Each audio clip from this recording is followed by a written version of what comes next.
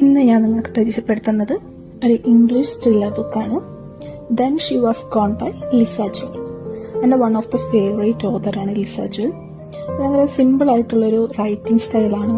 എന്താ പറയുക, വായനക്കാരുടെ ഇമോഷൻസിനെ മനസ്സിലാക്കിയിട്ട് എഴുതാൻ കഴിയുന്നൊരു എഴുത്തുകാരിയാണ് ലിസ ജൂൽ.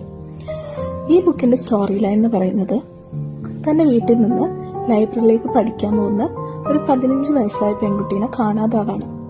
10 വർഷങ്ങൾക്ക് ശേഷം അവളുടെ ബോഡി റിമൈൻസ് കണ്ടുപിടിച്ച് അത് കൺഫേം ചെയ്യണം അവൾ മരണപ്പെട്ടു എന്നുള്ളത്.